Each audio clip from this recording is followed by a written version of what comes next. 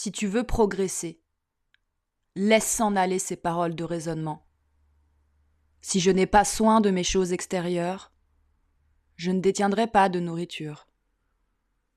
Si je ne châtie pas ce petit serviteur qu'on instruit, il sera pénible, car il domine qu'il advienne de mourir de faim sans être chagriné, et sans crainte, que de vivre sans avoir à envier, en étant agité mentalement.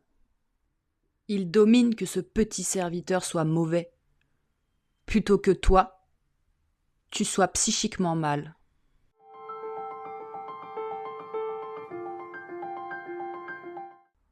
Les faux biens et faux mots ne sont que des illusions de la pensée, générées par les histoires subjectives que nous nous racontons à propos de nos acquisitions matérielles extérieures, de nos moyens de subsistance, de nos collaborateurs, de la faim, etc.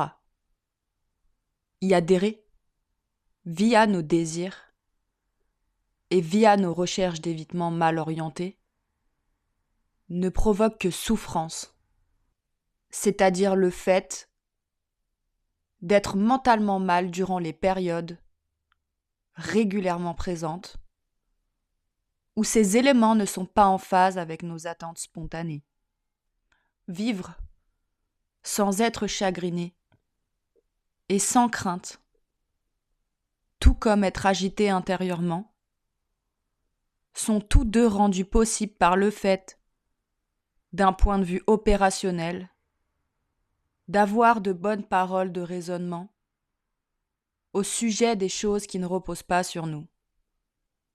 Et l'absence de trouble ne nous parvient qu'à partir du moment où nos paroles mentales actent que les choses extérieures ne sont ni des biens, ni des mots, à savoir qu'elles n'ont pas le pouvoir intrinsèque de nous rendre heureux ou de nous faire souffrir en fonction de leur configuration périodique.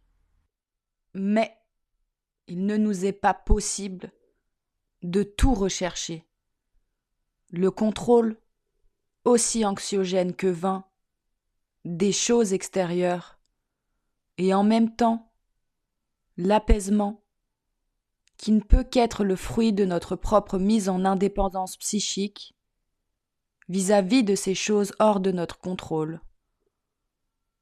À nouveau, il nous faut choisir.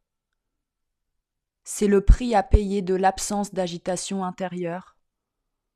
Dans notre vie, l'acceptation et la dédramatisation des éléments négatifs, synonymes d'apaisement psychologique.